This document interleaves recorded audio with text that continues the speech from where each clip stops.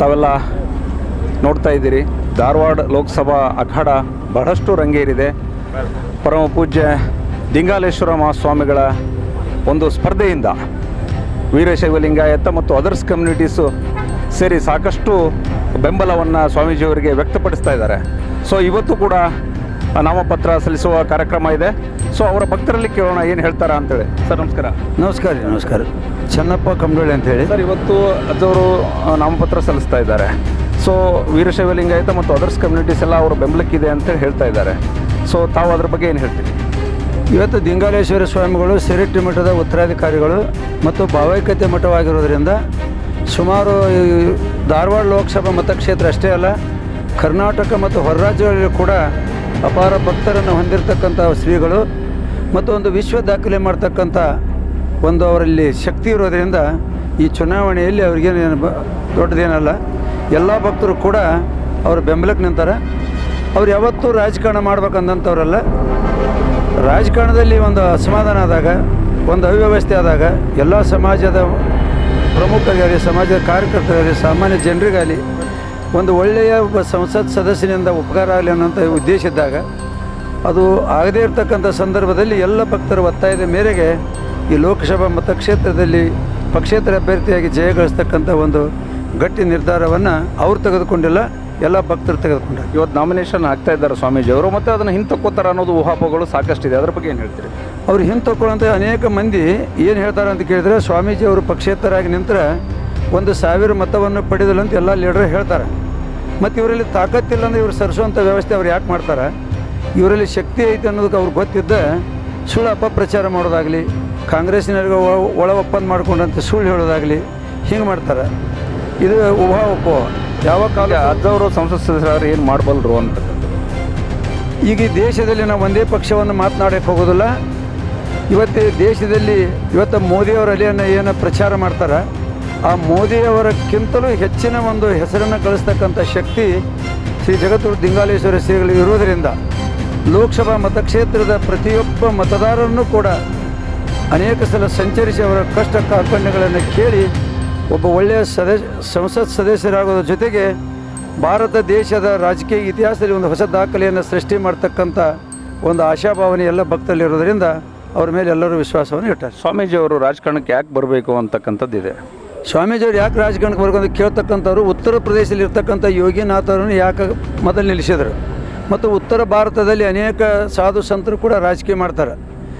ಇವತ್ತು ಧರ್ಮದ ಅಧರ್ಮ, ಇವತ್ತು ಕಾವಿ ಕಾದಿ ಕಾಕಿ 3 ದೇಶವನ್ನು ರಕ್ಷಣೆ ಮಾಡ್ತಕ್ಕಂಥ 3 ಸಿಂಬಾಲ್ಗಳು. ಅದರಲ್ಲಿ ಪ್ರಮುಖವಾಗಿ ಕಾವಿ ಮೊದಲನೇದಾಗ. ಎಲ್ಲಿ ಅಧರ್ಮದೇ ಆ ಧರ್ಮವನ್ನು ಮೆಟ್ಟಿ ನಿಂತು ಇವತ್ತು ಧರ್ಮ ಧ್ವಜವನ್ನು ಹಿಡಿದು ಹೋರಾಟ ಮಾಡ್ತಕ್ಕಂಥ ಶಕ್ತಿ ಗುರುಗಳಿರೋದ್ರಿಂದ ಇದನ್ನೆಲ್ಲವನ್ನು ದಮನ ಮಾಡ್ತಕ್ಕಂಥ ಶಕ್ತಿ ಗುರುಗಳಲ್ಲಿ ಐತಿ ಅನ್ನುವ ಉದ್ದೇಶದಿಂದ ಎಲ್ಲ ಭಕ್ತರು ಒಕ್ಕೂರಿನಿಂದ ದಿಂಗಾಲೇಶ್ವರ ಶ್ರೀಗಳವರನ್ನು ಒತ್ತಾಯಪೂರ್ವಕವಾಗಿ ನಿಲ್ಲಿಸಲಿಕ್ಕೆ. ಹಲವಾರು ಭಕ್ತರು ಸಾಕಷ್ಟು ಮಾಧ್ಯಮ ಗೋಷ್ಠಿಗಳನ್ನು ಮಾಡಿ ಸ್ವಾಮೀಜಿಯವರು ಮಠ ತ್ಯಾಗ ಮಾಡಬೇಕು, ರಾಜಕೀಯಕ್ಕೆ ಬರೋದಾದರೆ ಅನ್ನೋದಿದೆ. ಅದು ಅವರ ವೈಯಕ್ತಿಕ ವಿಚಾರ. ಯಾಕಂತ ಕೇಳಿದ್ರೆ ಈಗೇನು ಪತ್ರಿಕಾ ಮತ್ತು ಮಾಧ್ಯಮ ಇರ್ಬೋದು, ಟಿ ವಿ ಮಾಧ್ಯಮ ಇರ್ಬೋದು, ಅಲ್ಲಿ ಏನು ಹೇಳಿಕೆ ಕೊಡ್ತಾರೋ ಅವರೇ ಮೊದಲು ಶ್ರೀಗಳಿಗೆ ಒತ್ತಾಯ ಮಾಡಿ, ಇಲ್ಲ ಈ ಸಲ ಪ್ರಹ್ಲಾದ್ ಜೋಶಿ ಅವರನ್ನು ಸೋಲಿಸಬೇಕಾಗೈತಿ ಅಂತ ಗಟ್ಟಿ ನಿರ್ಧಾರ ತೆಗೆದುಕೊಳ್ಕಂಥವ್ರು ಯಾರೂ ಇಲ್ಲ, ಅದಕ್ಕೆ ನೀವೇ ನಿಲ್ರಿ ಅಂತ ಹೇಳಿ ಅವ್ರು ಮತ್ತೆ ಏನು ಮನೆ ಹೇಳಿಕೆ ಕೊಡ್ತಾರೆ. ಅದೇನು ಅಷ್ಟೇ ಸಮಂಜಸ ಇಲ್ಲ ಅಂತ ಹೇಳ್ತಾರೆ. ಈಗ ಪ್ರಹ್ಲಾದ್ ಜೋಶಿ ಅವ್ರನ್ನ ಸೋಲಿಸೋದೇ ನಿಮ್ಮ ಅಜೆಂಡಾ? ಹಾಗೇನಿಲ್ಲ, ಒಟ್ಟು ಪ್ರಹ್ಲಾದ್ ಜೋಶಿ ಅವರು ಸೋಲ್ತಾರೆ, ಅದ್ರ ಬಗ್ಗೆ ಸಂಶಯ ಇಲ್ಲ. ಯಾಕಂದ್ರೆ ಅವ್ರು ಸೋಲಲ್ಲ, ಎಲ್ಲ ಸಮಸ್ತ ಭಕ್ತರ ಸೋಲು. ಅದಕ್ಕೆ ಭಕ್ತರು ಯಾವತ್ತೂ ಸೋಲಿಸೋದಿಲ್ಲ. ಶ್ರೀಗಳವ್ರ ಮೇಲೆ ಅಪಾರವಾಗಿರ್ತಕ್ಕಂಥ ವಿಶ್ವಾಸವನ್ನು ಇಟ್ಟಾರೆ. ಶ್ರೀಗಳಿಗೆ ಅಧಿಕಾರ ಕೊಟ್ಟರೆ ಧಾರವಾಡ ಲೋಕಸಭೆ ಒಂದು ಗಿನ್ನಿಸ್ ದಾಖಲೆಯನ್ನು ಮಾಡ್ತೈತೆ ಅಂತಕ್ಕಂಥ ಎಲ್ಲರಲ್ಲಿ ಭಾವನೆ ಇರುವುದರಿಂದ ಎಲ್ಲ ಭಕ್ತರು ಕೂಡ ಇವತ್ತು ಕಂಕಣಬದ್ಧರಾಗಿ ನಿಂತಾರೆ. ಯಾವುದೇ ಕಾರಣಕ್ಕೂ ಸ್ವಾಮೀಜಿಯವರು ವಿಡ್ರಾ ಮಾಡೋಂಗಿಲ್ಲ. ಸ್ವಾಮೀಜಿಯವರು ವಿಡ್ರಾ ಮಾಡಲಿಕ್ಕೆ ಸಾಧ್ಯನೇ ಇಲ್ಲ. ಇದು ಸೂರ್ಯಚಂದ್ರರ ಸಾಕ್ಷಿಯಾಗಿ ಅವರು ವಿಡ್ರಾ ಮಾಡೋದೇನಿಲ್ಲ. Thank you. ನಮಸ್ಕಾರ. ಶಂಭುಲಿಂಗ ನೇರಳಿಗೆ ಸವಣೂರು ಕ್ಷೇತ್ರದಿಂದ ಬಂದಿದ್ದೇವೆ. ಇವತ್ತು ದಿಂಗಾಲೇಶ್ವರದವರು ನಾಮಪತ್ರ ಸಲ್ಲಿಸ್ತಾ ಇದ್ದಾರೆ, ಏನು ಹೇಳ್ತೀರಿ? ಇದು ದಿಂಗಾಲೇಶ್ವರ ಜರ ನಾಮಪತ್ರ ಸಲ್ಲಿಸೋದು ಅನ್ನೋದಕ್ಕಿಂತ ಧಾರವಾಡ ಮತಕ್ಷೇತ್ರದ ಎಲ್ಲ ಭಕ್ತಾದಿಗಳ ನಾಮಿನೇಷನ್ ಅಂತ ಹೇಳಿದರೆ ತಪ್ಪಾಗಲಿಕ್ಕಿಲ್ಲ. ಇವತ್ತು ಪ್ರಹ್ಲಾದ್ ಜೋಶಿಯವರು ಸಂಸದರಾಗಿ 20 ವರ್ಷ ಧಾರವಾಡ ಜಿಲ್ಲೆಯನ್ನು ಆಳಿದ್ದಾರೆ. ಯಾವುದೋ ಒಬ್ಬ ಬಡ ಮಕ್ಕಳಿಗಾಗಲಿ, ಯಾವುದೋ ಒಬ್ಬರು ಬಡವರಿಗಾಗಲಿ ಪ್ರತಿಯೊಂದು ತಾಲೂಕಿಗೆ ಹೋಗಿ ಅವರು ಯಾರದು ಕಷ್ಟಗಳನ್ನು ಕೇಳಿಲ್ಲ. ಅಂಥ ಕಷ್ಟಗಳನ್ನು ಕೇಳೋಕ್ಕೆ ಯಾರಾದರೂ ಒಬ್ರು ಇದ್ದಾರೆ ಅಂದರೆ ಅದು ನಮ್ಮ ಫಕೀರೇಶ್ವರ ಜಗದ್ಗುರುಗಳು ಅಂತ ಹೇಳಿದರೆ ತಪ್ಪಾಗಲಿಕ್ಕಿಲ್ಲ ಬಹುಶಃ. ಅದಕ್ಕಾಗಿ ಎಲ್ಲರ ಕಷ್ಟಗಳನ್ನು ಅರಿತುಕೊಂಡಂಥವ್ರು ನಮ್ಮ ಫಕೀರೇಶ್ವರ ಜಗದ್ಗುರುಗಳು. ಅಂಥ ಜಗದ್ಗುರುಗಳನ್ನು ನಾವು ಇವತ್ತು ಎಲೆಕ್ಷನ್ ನಿಂತ್ಕೊಂಡು ಆರಿಸಿ ತರಬೇಕು ಅನ್ನೋದನ್ನು ನಮ್ಮೆಲ್ಲ ಭಕ್ತಾದಿಗಳು ನಿರ್ಧಾರ ಮಾಡಿದ್ದಾರೆ. ಅದಕ್ಕಾಗಿ ನಾವು ಇವತ್ತು ನಾಮಿನೇಷನ್ ಕೊಡಲಿಕ್ಕೆ ದೊಡ್ಡ ಸಂಖ್ಯೆಯಲ್ಲಿ ಭಕ್ತಾದಿಗಳೆಲ್ಲ ಆಗಮಿಸಿದ್ದಾರೆ. ಇದು ಭಕ್ತಾದಿಗಳ ಎಲ್ಲ ನಮ್ಮ ಫಕೀರೇಶ್ವರ ಭಕ್ತರ ವಿಜಯ ಅಂತ ಹೇಳಿದರೆ ತಪ್ಪಾಗಲಿಕ್ಕಿಲ್ಲ ಅಂತ ನಮ್ಗೆ ಅನಿಸ್ತದೆ. ಧಾರವಾಡ ಜಿಲ್ಲೆ BJP ಪರವಾಗಿದೆ ಅಂತಕ್ಕಂಥದ್ದು ಹೇಳಿಕೆಗಳು ಸಾಕಷ್ಟು ಬರ್ತವೆ. ಯಾರೋ ಒಬ್ಬರು ಇಬ್ಬರು ಹೇಳಿದರೆ ಆಗ್ತಿಲ್ಲ ರೀ, ಹಿಂದಿಂದ್ರೆ ಹೇಳೋರು ಭಾಳ ಜನ ಇರ್ತಾರೆ, ಇಲ್ಲಿ ಬರಬೇಕು ಅಂತವ್ರು. ಇದ್ರಿಗೆ BJPಯಿಂದ ಏನು ಲಾಭ ಆಗಿದೆ ಧಾರವಾಡ ಜಿಲ್ಲೆಗೆ ಅನ್ನೋಂಥದ್ದು 20 ವರ್ಷದಿಂದ ಎಲ್ಲರೂ ನೋಡ್ಕೊತ ಬಂದಿದ್ದಾರೆ. ಅದು BJPಯಿಂದ ಏನೂ ಲಾಭ ಆಗಿಲ್ಲ. ಮೋದಿ ಹೆಸರು ಹೇಳಿದರೆ ಲಾಭ ಆಗಂಗಿಲ್ಲ. ಬಂದಿಲ್ಲಿ ಕೆಲಸ ಮಾಡ್ತಕ್ಕಂಥ ರಾಜಕಾರಣಿಗಳು ಬೇಕು. ಪ್ರಹ್ಲಾದ್ ಜೋಶಿಯವರು ಎಲ್ಲಿನೂ ಕಾಣಿಸ್ಕೊಳ್ಳೋಲ್ಲ ಫಸ್ಟ್. ನೀವೆಲ್ಲ ಈಗ ಶ್ರೀಗಳ ಬೆಂಬಲಕ್ಕೆ ಅಖಂಡವಾಗಿದ್ದೀರಿ. ಇದು ಶ್ರೀಗಳ ಬೆಂಬಲಕ್ಕೆ ನಮ್ಮ ಎಲ್ಲ ಭಕ್ತಾದಿಗಳು ಅಖಂಡವಾಗಿ ನಿಂತ್ಕೊಂಡು ನಾವು ಹೋರಾಟ ಮಾಡ್ತೇವೆ. ನಮ್ಮ ಧಾರವಾಡ ಜಿಲ್ಲೆ ಒಳಗೆ ಇದೊಂದು ಇತಿಹಾಸ ಹಿಂದೆವಾಗೋ ಹೇಳ್ತಿದ್ದರು. ರಾಜ ಮಹಾರಾಜರ ಕಾಲದೊಳಗೆ ಇದ್ರ ತಾಳೆಗೆರೆ ಒಳಗೆ ಬರೆದಿರ್ತಿದ್ರು ಇತಿಹಾಸ ಅನ್ನೋಂಥದ್ದು. ಅಂಥದ್ದೊಂದು ಇತಿಹಾಸ ಇವತ್ತು ಧಾರವಾಡ ಜಿಲ್ಲೆ ಒಳಗೆ ಬರೆದಿರ್ತಕ್ಕಂಥದ್ದು ಕೆಲಸನ ನಮ್ಮ ಧಾರವಾಡದ ಭಕ್ತಾದಿಗಳು ಸೇರಿ ಮಾಡ್ತಾರೆ ಅನ್ನೋದಂಥದ್ದು ನಮ್ಮ 100% ಸ್ವಾಮೀಜಿಯವ್ರನ್ನ ಗೆಲ್ಲಿಸ್ತೀವಿ. ಭಕ್ತಾದಿಗಳಿಗೆ ದನಿ ಎತ್ತಿ ಮಾತಾಡುವಂಥ ವ್ಯಕ್ತಿತ್ವ ಸದಾ ದಿಂಗಾಲ ಸ್ವಾಮಿಯವ್ರಿಗೆ ಇದೆ ರೀ. ಸವಣೂರಿಂದ ಬಂದಿದ್ದೀವಿ. ಮೊದಲನೇದಾಗಿ ತಿಳಿಸ್ಬೇಕಂತಂದರೆ ಇಲ್ಲಿ ಬಂದಿರೋಂಥ ಭಕ್ತಾದಿಗಳು ಯಾರು 500 ರೂಪಾಯಿ ಆಸೆಗೆ ಬಂದವ್ರು ಯಾರೂ ಇಲ್ಲ. ಸ್ವೇಚ್ಛೆಯಿಂದ ಬಂದಂಥವ್ರು 500 ರೂಪಾಯಿ ಆಸೆಗೋಸ್ಕರ ಬಂದಂಥವ್ರಲ್ಲ. ಮೊದಲನೇದಾಗಿ ಹೇಳ್ತಾ ಇದ್ದೀನಿ ನಾನು, ಎಲ್ಲರೂ ಸ್ವೇಚ್ಛೆಯಿಂದ ಬರ್ತಾ ಇರೋರು. ನೀವು ಬರ್ರಿ ಅಂತ ಒಂದು ಕೂಗನ್ನು ಕೊಟ್ಟಿರೋರು ಅಜ್ಜಾರು ಮಾತ್ರ. ನಾವು ಅವರ ಒಂದು ಅಭಿಮಾನಕ್ಕೆ ಒಳಗಾಗಿ ಇಲ್ಲಿಗೆ ಬಂದಿದ್ದೀವಿ. ಅವ್ರನ್ನ ಗೆಲ್ಲಿಸ್ತೀವಿ. ಭಾಳಷ್ಟು ಹುದ್ದೆಗಳನ್ನು ಭರ್ತಿ ಮಾಡಲಿಕ್ಕೆ ಪ್ರಹ್ಲಾದ್ ಜೋಶಿ ಅವರಿಗೆ ಅವಕಾಶಗಳು ಸಿಕ್ಕಿದ್ವು. ಇದೇ ರೈಲ್ವೆ ಡಿಪಾರ್ಟ್ಮೆಂಟ್ನಲ್ಲಿ ಆ್ಯಕ್ಟ್ ಅಪೆಂಡಿಸ್ ಟ್ರೈನಿಂಗ್ ಅಂತ ಮಾಡಿದಂಥ ಮಕ್ಕಳು ಹುಡುಗರು ಏನಿದ್ದಾರೆ 2,000 to 3,000 ಜನ ಟ್ರೈನಿಂಗ್ ಮುಗಿದಂಥ ಹುಡುಗರಿದ್ದಾರೆ ಇದೇ ಕರ್ನಾಟಕದಲ್ಲಿ. ಆದರೆ ಎಲ್ಲ ಡಿಪಾರ್ಟ್ಮೆಂಟ್ಗಳಲ್ಲಿ ರೈಲ್ವೆ ಡಿಪಾರ್ಟ್ಮೆಂಟ್ನಲ್ಲಿ ಪೂರಾ ಬಿಹಾರಿ ಜನ ತುಂಬಿಕೊಂಡಿದ್ದಾರೆ. ಅದನ್ನೊಂದು ಬದಲಾವಣೆ ಮಾಡಲಿಕ್ಕೆ ನಮ್ಮ ಪ್ರಹ್ಲಾದ್ ಜೋಶಿ ಆದಂಥವ್ರಿಗೆ ಅವಕಾಶ ಇತ್ತು. ಹಿಂದಿನ ಟೈಮ್ನೊಳಗೆ ಅವರ ಮನೆ ಬಾಗಿಲಿಗೆ ತುಂಬ ಸಲ ಅಲ್ದಿದ್ವಿ ನಾವು. ಆ ವಿಚಾರದೊಳಗೆ ಯಾವುದೇ ರೀತಿಯಂಥ ಒಂದು ಪ್ರತ್ಯುತ್ತರವನ್ನು ಅವ್ರು ಕೊಟ್ಟಿಲ್ಲ. ಅದನ್ನು ಅವ್ರಿಗೆ ಮಾಡಲಿಕ್ಕಾಗಿಲ್ಲ. ಇದ್ದಂಥ ನಿರುದ್ಯೋಗಿಗಳಿಗೆ ಎಷ್ಟೋ ಸಾವಿರ ಜನ ಮಾಡಲಿಕ್ಕೆ ಅವಕಾಶ ಇದ್ದು ಅವ್ರು ಮಾಡಿಲ್ಲಲ್ಲ. ಅದೊಂದು ನೋವು ನಮ್ಮ ಹುಡುಗರಿಗಿದೆ. ಆ ಉದ್ದೇಶಕ್ಕೋಸ್ಕರ ಈ ವರ್ಷನಾದರೂ ಈ ಸರಿನಾದರೂ ನಾವು ಬದಲಾವಣೆಯನ್ನು ತಂದು ನಮ್ಮ ನೋವನ್ನು ಕೇಳುವಂಥವ್ರನ್ನ ಗೆಲ್ಲಿಸಬೇಕು ಅನ್ನೋಂಥ ಆಸೆ ನಮ್ಮಲ್ಲಿದೆ. ಅದನ್ನು ಮಾಡಿ ತೋರಿಸ್ತೀವಿ. ನಿರುದ್ಯೋಗಿಗಳೆಲ್ಲ ಸ್ವಾಮೀಜಿಯವ್ರ ಬೆಂಬಲಕ್ಕೆ ನಿಲ್ತಾರೆ. ಒಂದು ಹುಬ್ಬಳ್ಳಿ ಅನ್ನುವಂಥ ನೈಋತ್ಯ ರೈಲ್ವೆ ಡಿಪಾರ್ಟ್ಮೆಂಟ್ ಏನಿದೆ, ವರ್ಕ್ಶಾಪ್ ಏನಿದೆ, ಒಂದು ವರ್ಷಕ್ಕೆ 300 to 400 ಜನ ಟ್ರೈನಿಂಗ್ ಮುಗಿಸ್ತಾರೆ. ಆ ಥರದವರು 3,500 to 4,000 ಜನ ಇದ್ದಾರೆ ಸರ್. ಒಬ್ಬರಿಗೂ ಯಾವುದೇ ರೀತಿಯಂಥ ನ್ಯಾಯ ಏನು ಸಿಗಬೇಕಿತ್ತು ಸಿಕ್ಕಿಲ್ಲ. ಬೇರೆ ಕಡೆ ಜಾಬ್ ಮಾಡ್ತಾ ಇರೋಂಥ ಹುಡುಗರು ಕೆಲಸವನ್ನು ಬಿಟ್ಟು ಇಲ್ಲಿ ಟ್ರೈನಿಂಗ್ ಮುಗಿಸಿದ್ದಾರೆ ರೈಲ್ವೆ ಡಿಪಾರ್ಟ್ಮೆಂಟ್ನಲ್ಲಿ. ಅವ್ರಿಗಿಂತಿಷ್ಟು ಪರ್ಸೆಂಟೇಜ್ ಅನ್ನೋಂಥದ್ದು ಇದೆ. ಆ ರೀತಿಯಲ್ಲಿ ಅವ್ರು ತೊಗೊಂಡಿಲ್ಲ. ಆ ಸೀಟುಗಳನ್ನು ಅವ್ರು ಮಾರ್ಕೊಂಡಿದ್ದಾರೋ ತೂರ್ಕೊಂಡಿದ್ದಾರೋ ಅವ್ರಿಗೆ ಬಿಟ್ಟಿದ್ದು. ಅದ್ರ ಬಗ್ಗೆ ನಮಗೆ ಗೊತ್ತಿಲ್ಲ. ಆದರೆ ಈ ಇಷ್ಟು ಜನ ಹುಡುಗರು ಟ್ರೈನಿಂಗ್ ಮುಗಿಸಿದವ್ರು ಏನಿದ್ದಾರೆ ಅವ್ರಿಗೊಂದು ಆಶಾವಾಸನೆ ಆಗಿದ್ರು. ಅವರು ಅದರ ಬಗ್ಗೆ ಆಶ್ರಯಿಸಬೇಕಿತ್ತು. ಅದರಲ್ಲಿ ಅವ್ರ ಕಡೆಯಿಂದ ಯಾವುದೇ ರೀತಿಯಂಥ ನಮಗೆ ನ್ಯಾಯ ಸಿಕ್ಕಿಲ್ಲ. ಅದಕ್ಕೆ ಇವ್ರನ್ನ ಗೆಲ್ಲಿಸೋದ್ರಿಂದ ಮುಂದೆ ಎಷ್ಟೋ ಜನ ವಿದ್ಯಾರ್ಥಿಗಳಿಗಾಗಲಿ ಬಡ ಮಕ್ಕಳಿಗಾಗಲಿ ನ್ಯಾಯ ಸಿಗುತ್ತೆ. ಅವ್ರಿಗೆ ಬೇಕಾದಂಥ ಸಹಾಯಗಳು ಆಗ್ತವೆ ಅನ್ನೋವಂಥ ಒಂದು ನಂಬಿಕೆ ನಮಗಿದೆ. ಅದನ್ನು ಮಾಡಿಕೊಡ್ತಾರೆ ಅನ್ನೋಂಥ ವಿಶ್ವಾಸನೂ ನಮಗಿದೆ. ಆಗ ಹೇಳ್ತಾ ಇದ್ದಾರಲ್ಲ 30 ಕೋಟಿ ಉದ್ಯೋಗನ ಸೃಷ್ಟಿ ಮಾಡ್ತೀವಿ ನಾವು ನೆಕ್ಸ್ಟ್ ಬರುವ ಗೌರ್ಮೆಂಟಲ್ಲಿ ಅಂತ. ಬಾಯಿಂದ 20 ವರ್ಷದಿಂದ ಅದನ್ನೇ ಹೇಳಿದ್ದಾರೆ ಸರ್. 20 ವರ್ಷದಿಂದ ಹೇಳ್ಕೊಂಡು ಬಂದಿದ್ದಾರೆ. ಈಗ ನಂದು ಟ್ರೈನಿಂಗ್ ಮುಗಿದು ಆಲ್ರೆಡಿ 7 ರಿಂದ 8 ವರ್ಷ ಆಯಿತು. ಒಬ್ಬ ಟ್ರೈನಿಂಗ್ ಮಾಡಿದಂಥ ಕೆಲಸಗಾರನಿಗೆ ಕೆಲಸ ಕೊಡೋಕ್ಕೆ 7-8 ವರ್ಷ ಬೇಕಂದ್ರೆ 2 ವರ್ಷಕ್ಕೆ ನಂದು ಏಜ್ ಬಾರ್ ಆಗೋಯ್ತು ಸರ್. ಮುಂದೆ ಎಲ್ಲಿ ಕೆಲಸ ಮಾಡೋದು? ನನ್ನಂಥವ್ರು 3,000 ಜನ ಇದ್ದಾರೆ. 3,000 ಜನದ ಕುಟುಂಬದ ಗತಿ ಏನು? ಬೇರೆ ಕಡೆ ಮಾಡ್ತಾರೆ. 3,000 ಜನ ಬರೀ ತಾಲೂಕಲ್ಲಿದ್ದಾರೋ ಅಥವಾ ಹುಬ್ಬಳ್ಳಿ ಡಿಪಾರ್ಟ್ಮೆಂಟಲ್ಲಿ ವರ್ಕ್ಶಾಪಲ್ಲಿ ಟ್ರೈನಿಂಗ್ ಮುಗಿಸಿದಂಥ 3,000 ಜನ ವಿದ್ಯಾರ್ಥಿಗಳಿದ್ದಾರೆ ಸರ್. ಟ್ರೈನಿಂಗ್ ಮುಗಿಸ್ತವರು ಯಾರಿಗೊಬ್ಬರಿಗೂ ಯಾವುದೇ ರೀತಿ ಸಿಕ್ಕಿಲ್ಲ. ಇದೇ ರೀತಿ 5,000 8,000 ಬೇರೆ ಕಡೆ ಬೆಂಗಳೂರು ಮಂಗಳೂರು ಅಂತ ದುಡಿಯೋಕೆ ಹೋಗಿ ಜೀವನ ನಡೆಸ್ತಾ ಇದ್ದಾರೆ. ಬೇರೆ ಕಡೆ ಇದ್ದಂಥ ಕೆಲಸಗಳನ್ನ ಬಿಟ್ಟು ಬಂದು ಟ್ರೈನಿಂಗ್ ಮಾಡಿದ್ದಾರೆ. ಈಗ ವಾಪಸ್ ಅಲ್ಲಿ ಕೆಲಸಕ್ಕೆ ಕರ್ಕೊಳ್ಳಲ್ಲ. ಅವ್ರು ಮತ್ತೆ 10,000 ದಿಂದ 20,000 ಹೋಗಬೇಕು. ಅದು ಊರು ಬಿಟ್ಟು 300 ಕಿಲೋಮೀಟರ್ ಹೋಗೇ ದುಡಿಬೇಕು. ಈ ಸಮಸ್ಯೆ ಇದೆ. ಈ ವಿಚಾರವನ್ನು ತಗೊಂಡು ನಾವು ಆಲ್ರೆಡಿ ಪ್ರಹ್ಲಾದ್ ಜೋಶಿ ಅವ್ರ ಹತ್ರ ಎಷ್ಟೋ ಸಾರಿ ಹೋಗಿ ಬಂದಿದ್ದೀವಿ. ಅವರಿಂದ ಯಾವುದೇ ರೀತಿಯಾದಂಥ ನಮಗೆ ಸೊಲ್ಯೂಷನ್ ಆಗಿಲ್ಲ. ಈಗ ಸ್ವಾಮೀಜಿ ಅವರು ಬಂದರೆ ಇದಕ್ಕೆ ಪರಿಹಾರ ಸಿಗ್ತದೆ ಅಂತೀರಾ? ಸಿಗುತ್ತೆ ಅನ್ನೋಂಥ ನಂಬಿಕೆ ಇದೆ. ಅವ್ರ ಹತ್ರ ಈ ಬೇಡಿಕೆ ಇಡ್ತೀವಿ, ಮಾಡಿ ಕೊಡ್ತಾರೆ ಅನ್ನೋಂಥ ನಂಬಿಕೆ ವಿಶ್ವಾಸ ಇರೋದ್ರಿಂದನೇ ಇವತ್ತು ನಾವು ಅವ್ರ ಬೆಂಬಲಕ್ಕೆ ನಿಂತಿದ್ದೀವಿ. ಯಾವುದೇ ಕಾರಣಕ್ಕೂ ಅಜ್ಜವ್ರನ್ನ ಕೆಲಸ ವ್ಯವಸ್ಥೆಯನ್ನು ಗೆಲ್ಲಿಸ್ತೀವಿ. ಧನ್ಯವಾದ. Thank you sir. ಪೂಜ್ಯ ದಿಂಗಾಲೇಶ್ವರ ಸ್ವಾಮೀಜಿ ಅವರು ನಾಮಪತ್ರ ಸಲ್ಲಿಸ್ತಾ ಇದ್ದಾರೆ. ಸೊ ಸಾಕಷ್ಟು ಧಾರವಾಡ ಲೋಕಸಭಾ ಕಡೆ ರಂಗೇರಿದೆ. ತಾವು ಕೂಡ ಇಲ್ಲಿವರೆಗೂ ಕೂಡ BJPಯಲ್ಲಿ ಕೆಲಸ ಮಾಡ್ಕೊಂಡು ಬಂದಿದ್ದವರು. ಇವತ್ತು ಪಕ್ಷೇತರವಾಗಿ ಅಜ್ಜವರು ನಾಮಪತ್ರ ಸಲ್ಲಿಸೋದ್ರಿಂದ ಧಾರವಾಡ ಅಖಾಡ ಒಂದು ರಂಗೇರಿದೆ ಅಂತೇಳಿ ಹೇಳ್ಬೋದು. ಸೊ ಅದ್ರ ಬಗ್ಗೆ ಏನು ಹೇಳ್ತೀರಿ? ನಿಜವಾಗ್ಲೂ ತಾವು ಹೇಳೋದು ನಿಜ ಇದೆ. ಧಾರವಾಡದ ಈ ಲೋಕಸಭಾ ಕ್ಷೇತ್ರ ಇವತ್ತು ರಂಗೇರಿದೆ. ಕಾರಣ ಇಷ್ಟೇ, 20 ವರ್ಷಗಳಿಂದ ಒಬ್ಬ ವ್ಯಕ್ತಿ ಈ ಒಂದು ಕ್ಷೇತ್ರವನ್ನು ಯಾವುದೋ ಒಂದು ರೀತಿಯಿಂದ ತನ್ನ ಕಪಿಮುಷ್ಟಿಯೊಳಗೆ ಇಟ್ಟುಕೊಂಡು ತನಗೆ ಮನಬಂದಂತೆ ಆಡಳಿತವನ್ನು ನಡೆಸ್ತಾ ಇದ್ದು ಹಲವಾರು ಸಮಸ್ಯೆಗಳು ಇನ್ನೂ ಕೂಡ ಜ್ವಲಂತ ಸಮಸ್ಯೆಗಳನ್ನು ಜೀವಂತವಾಗಿ ಇಡುವಂಥ ಪ್ರಯತ್ನವನ್ನು ಅವರು ಮಾಡ್ಯಾರ. ಅವನ್ನ ಬಗೆಹರಿಸಿಲ್ಲ, ಜೀವಂತವಾಗಿಡೋದ್ರಿಂದ ಏನಾಗ್ತದೆ ಅಂದರೆ ಮತ್ತು ನನ್ನನ್ನು ಪುನಃ ಆಯ್ಕೆ ಮಾಡಿ ನನಗೆ ಹೇಳ್ತಾರ ಅಂಥೇಳಿ ಅದು ಹೋಗಬೇಕು. ಇವತ್ತು ಹಳೆ ಮುಖ ಹೋಗಿ ಹೊಸ ಮುಖ ಬರಬೇಕು. ಅದರಾಗ ವಿಶೇಷವಾಗಿ ಈ ಕ್ಷೇತ್ರಕ್ಕೆ ಪಕ್ಷೇತರರಾಗಿ ಏನು ಸ್ಪರ್ಧೆ ಮಾಡ್ತಾ ಇದ್ದಾರೆ ಪೂಜ್ಯ ಶ್ರೀ ದಿಂಗಾಲೇಶ್ವರ ಶ್ರೀಗಳು ನಿಜವಾಗಲೂ ಈ ಕ್ಷೇತ್ರಕ್ಕೊಂದು ವರ ಅಂತ ನಾವು ಭಾವಿಸ್ಬೇಕಾಗಿದೆ. ಯಾಕಂತಂದ್ರೆ ಇದು ರಾಜಕಾರಣದಲ್ಲಿ ಧರ್ಮದಲ್ಲಿ ರಾಜಕಾರಣ ಇವು ಪದೇ ಪದೇ ಮಾತುಗಳು ಬರ್ತಾವೆ. ರಾಜಕಾರಣದಲ್ಲಿ ಧರ್ಮ ಪ್ರವೇಶ ಮಾಡಿದರೆ ರಾಜಕಾರಣ ಶುದ್ಧ ಆಗ್ತದೆ. ಆ ದಿಶೆಯೊಳಗೆ ಇವತ್ತು ಧಾರವಾಡ ಕ್ಷೇತ್ರ ಏನದ, ಈ ಏನು ಗ್ರಾಮಗಳು ಸುಮಾರು 500ಕ್ಕೂ ಹೆಚ್ಚು ಗ್ರಾಮಗಳು ಈ ಕ್ಷೇತ್ರಕ್ಕೆ ಏನು ಬರ್ತಾವು, ಪ್ರತಿಯೊಂದು ಗ್ರಾಮದಲ್ಲಿ ಒಂದಿಲ್ಲ ಒಂದು ರೀತಿಯ ಸಮಸ್ಯೆ ಕಳೆದ 20 ವರ್ಷಗಳಿಂದ ಜೀವಂತ ಇಟ್ಕೊಂಡು ಬಂದಾರ. ಅವನ್ನೆಲ್ಲ ಎಲ್ಲರೂ ಕೂಡ ತನು ಮನ ಧನದಿಂದ ಇವತ್ತು ಶ್ರೀಗಳವರ ಸೇವೆಯನ್ನು ಮಾಡಿ ಆ ಫಕ್ಕೀರೇಶನ ಕೃಪೆಗೆ ನಾವೆಲ್ಲರೂ ಪಾತ್ರ ಆಗಬೇಕು ಅಂತ ಹೇಳಿ ನಾನು ಎಲ್ಲರಲ್ಲಿ ಬಹುಸಂಖ್ಯಾತ ಜನರಲ್ಲಿ ಕೂಡ ಶ್ರೀಗಳು ನಾಮಿನೇಷನ್ನ ಹಿಂಪಡಿತಾರ ಅನ್ನೋ ಮನೋಭಾವನೆ ಸಾಕಷ್ಟಿದೆ. ಅದ್ರ ಬಗ್ಗೆ ಏನು ಹೇಳ್ತೀವಿ? ಆ ಹಿಂಪಡಿತಾರ ಅನ್ನುವಂಥ ಸುದ್ದಿನಿಲ್ಲ. ಅವರಾಗೇನೆ ನಮಗೆ ಹೇಳಿದ್ದಾರೆ ಏನಂದ್ರೆ ಸ್ವತಃ ಬ್ರಹ್ಮ ಬಂದು ಹಿಂತೊಕ್ಕೊಳಪ್ಪ ನಿನ್ನ ನಾಮಿನೇಷನ್ ಅಂತ ಹೇಳಿದ್ರು ಸಹಿತ ನಾ ಹಿಂತೊಕ್ಕೊಳ್ಳಲ್ಲ ಅಂತ ತಿಳ್ಕೊಂಡು ಅದು ಕಟಿಬದ್ಧರಾಗ್ಯಾರ. ಅದನ್ನು ನಾವು ಮೆಚ್ಚಬೇಕಾಗಿದೆ ಇವತ್ತು. ಯಾಕಂದ್ರೆ ಭಾಳ ಜನ ದುಡ್ಡಿಗೆ ಆಸೆ ಪಟ್ಟು ತಮ್ಮ ನಾಮಿನೇಷನನ್ನು ಹೊಳ್ಳಿ ತೆಗೆದುಕೊಳ್ಳುವಂಥ ಉದಾಹರಣೆಗಳು ನಾವು ಸಾಕಷ್ಟು ನೋಡಿದ್ದೀವಿ. ನಿಂತ ಹೋದ ಯಾಕಂದ್ರೆ ಸುಟ್ಕೇಸ್ ಕೊಟ್ಟರು ಅವಾಗ ಅನ್ನುವಂಥ ಭಾವನೆ ಜನರಲ್ಲಿ ಈಗೂ ಅದ. ಅಂತಹ ಗುರುಗಳು ಇವರಲ್ಲ. ಯಾವುದೇ ಫಲಾಪೇಕ್ಷೆ ಇಲ್ಲದೆ ಚುನಾವಣೆಗೆ ಸ್ಪರ್ಧೆ ಮಾಡ್ಯಾರ. ಈಗಾಗಲೇ ನಮಗೆ ಆಶ್ವಾಸನೆ ಕೊಟ್ಟಂತೆ 5 ವರ್ಷಗಳ ಕಾಲ ನಮ್ಮ ಮನೆಗೆ ಬಂದು ನಮ್ಮ ಸಮಸ್ಯೆಗಳನ್ನು ಕೇಳಿ ಬಗೆಹರಿಸ್ತಾನೆ ಅನ್ನುವಂಥ ಮಾತನ್ನು ಶ್ರೀಗಳವರು ನಮಗೆ ಕೊಟ್ಟಿರುವುದರಿಂದ ನಾವೆಲ್ಲರೂ ಅದನ್ನು ನಂಬಿಕೊಂಡಿದ್ದೀವಿ. ಬಿಜೆಪಿ ನಾಯಕರುಗಳು ಸ್ವಾಮೀಜಿಯವರಿಗೆ ಹೇಳ್ತಕ್ಕಂಥದ್ದು ಏನು ಅಂತ ಹೇಳಿದ್ರೆ ರಾಜಕಾರಣದ ದುಸ್ಸಾಹಸಕ್ಕೆ ಕೈ ಹಾಕಕ್ಕೆ ಹೋಗಬೇಡಿ, ಧಾರವಾಡ ಕ್ಷೇತ್ರ ಬಿಜೆಪಿ ಪರವಾಗಿರುವಂಥ ಕ್ಷೇತ್ರ ಅಂತ ಹೇಳ್ತಿದ್ದಾರೆ. ಕಾರಣ ಇಷ್ಟೇ. ಅವ್ರು ಹೇಳೋದು ಯಾಕೆ ಹೇಳ್ತಾರಪ್ಪ, ಕೆಲವೊಬ್ರು ಅಂತಾರ ರಾಜಕಾರಣ ಯಾಕೆ ಬೇಕಾಗಿತ್ತು ಸ್ವಾಮಿಗಳಿಗೆ, ಯಾಕೆ ಬರಬೇಕು ಇವರು, ಭಾಳ ಕಠಿಣವಾದದ್ದು ಹೇಳ್ತಾರ. ಒಂದು ಉದಾಹರಣೆ ಹೇಳ್ತಾರೆ ನಿಮ್ಗೆ. ಒಂದು 4 ಮಂದಿ ಹುಡುಗರು ಚುಟ್ಟ ಸೇರ್ತಿರ್ತಾರೆ ಕದ್ದು, ಅವ್ರಪ್ಪ ಬರ್ತಾನ ಇವ್ ಯಾಕೆ ಬದ್ಲೇ ಮಾರಾಯ ಇಲ್ಲ ನಾವು ಮಜಾ ತೊಗೊಳಕತ್ತಿದ್ವಿ ಅಂತ. ಹಂಗೆ ಸ್ವಾಮಿಗಳು ಯಾಕೆ ಬಂದರು, ನಾವು ಮಜಾ ತೊಗೊಳಕತ್ತಿದ್ವಿ.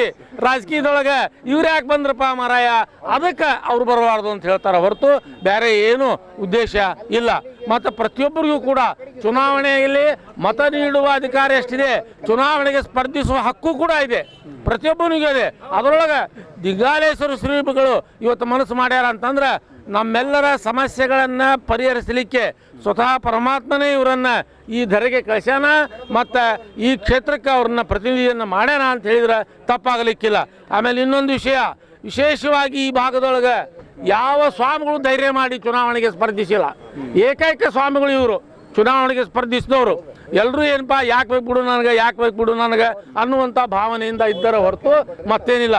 ಸ್ವಾಮಿತ್ವವನ್ನು ಕಾಪಾಡಿಕೊಂಡು ಮಠ ಮಾನ್ಯದ ಒಂದು ಹಿತರಕ್ಷಣೆ ಮಾಡಿಕೊಂಡು ಚುನಾವಣೆಗೆ ಸ್ಪರ್ಧಿಸಿ ಜನರ ಒಂದು ಆಶೋತ್ತರಗಳನ್ನು ಈಡೇರಿಸಿಕೊಂಡು ತಮ್ಮ ಧರ್ಮವನ್ನು ಮುನ್ನಡೆಸುವಂತಹ ಒಬ್ಬ ಏಕೈಕ ವ್ಯಕ್ತಿ ಅಂದರೆ ದಿಂಗಾಲೇಶ್ವರ ಶ್ರೀಗಳು. ಹಲವಾರು ಭಕ್ತರು ಇಲ್ಲ ಸ್ವಾಮೀಜಿಯವರು ರಾಜಕಾರಣಕ್ಕೆ ಬರೋದಾದರೆ ಮಠ ಬಿಡಬೇಕು ಅಂತಕ್ಕಂಥ ಹೇಳಿಕೆಗಳನ್ನು ಕೊಡ್ತಾ ಇದ್ದಾರೆ. ಹೌದು, ನಾವು ಕೂಡ ಪತ್ರಿಕೆಯಲ್ಲಿ ನಾವು ಕೇಳಿ, ಯಾಕಂದ್ರೆ ಇವ್ರ ಮೇಲೆ ಒತ್ತಡ ಹಾಕೋದು ಒಂದಿಲ್ಲ ಒಂದು ದೃಷ್ಟಿಯಿಂದ ಇವ್ರನ್ನ ಸರಿಸಬೇಕಾಗ್ಯದ. ಅಧಿಕಾರ ಮಠದ್ದು ಅದ, ರಾಜಕಾರಣ ಇದು 5 ವರ್ಷದ್ದು, ಸಾವಿರಾರು ವರ್ಷದ್ದಲ್ಲ. ಮಠದ ಅಧಿಕಾರ ಸಾವಿರಾರು ವರ್ಷದ್ದು. ಇವ್ರ ನಂತರ ಮತ್ತೊಬ್ಬರನ್ನ ಮಾಡಿ ಇವ್ರು ಹೋಗೋರು. ಆದ್ದರಿಂದ ಅದು ಖಾಯಮಾದಂಥ ಪೀಠ. ಯಾವುದೇ ರೀತಿಯಿಂದ ಅವರು ಮಠವನ್ನು ತ್ಯಾಗ ಮಾಡುವ ಅವಶ್ಯಕತೆ ಇಲ್ಲ. ಅವರು ತಮ್ಮ ಹಾಕತ್ತಾರ. ಜನರು ಸಿಡಿದು ಹೇಳಬೇಕು.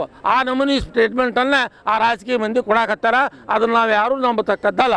ಅವರು ಮಠನೂ ನಡೆಸ್ಕೊಂಡು ಹೋಗ್ತಾರೆ, ಇದನ್ನೂ ಕೂಡ ಮಾಡ್ತಾರೆ. ಯಾಕಂತಂದರೆ ಸಮಯ ಬಂದಂತೆ ಅವರು ಎಲ್ಲ ಕಾರ್ಯಕ್ರಮಗಳನ್ನು ನಡೆಸ್ಕೊಂಡು ಹೋಗ್ತಾರೆ ಅನ್ನುವಂಥ ಒಂದು ದೊಡ್ಡ ವಿಶ್ವಾಸ ನಮ್ಮ ಭಕ್ತರಲ್ಲಿ ಅದ. ಕ್ಷೇತ್ರದಲ್ಲಿ ಸ್ವಾಮೀಜಿಯವರು ಗೆಲ್ತಾರ, ಖಂಡಿತವಾಗಿ ಗೆಲ್ತಾರ. ಇಷ್ಟೇ ನಾವು ಮಾಡಬೇಕಾಗಿದ್ದು. ಇಲ್ಲೇ ನಾವು ಕೂಡಿದ್ದೇವೆ, ಎಲ್ಲ ಜನರು ಮನಸ್ಸು ಮಾಡಿ ನಮ್ಮ ಜೊತೆಗೆ ಇರುವಂಥ ಕುಟುಂಬದ ಸದಸ್ಯರನ್ನು, ಸ್ನೇಹಿತರನ್ನು, ಬಂಧು ಬಾಂಧವರನ್ನು, ಪರ ಊರಿನಲ್ಲಿರುವಂಥ ನಮ್ಮ ಬಳಗವನ್ನು ಎಲ್ಲರನ್ನೂ ನಾವು ಮೋಟಿವೇಟ್ ಮಾಡೋದರಿಂದ ನಮಗೆ ಭಾಳ ಹೆಚ್ಚಿನ ಒಂದು ಮತಗಳು ಲಭಿಸ್ತಾವು. ಎಲ್ಲ ಕ್ಷೇತ್ರ ಎಲ್ಲ ಇವರು ಏನು ರಾಜಕೀಯ ಕ್ಷೇತ್ರದ ಹುರಿಯಾಳುಗಳು ನಿಂತಾರ ಅವ್ರಿಗಿಂತಲೂ ಕೂಡ ಹೆಚ್ಚು ಮತಗಳನ್ನು ಪಡ್ಕೊಂಡು ಇವರು ಗೆಲ್ತಾರ ಅನ್ನುವಂಥ ವಿಶ್ವಾಸ ನಮ್ಮ ಎಲ್ಲ ಭಕ್ತರಿಗೆ ಅದ.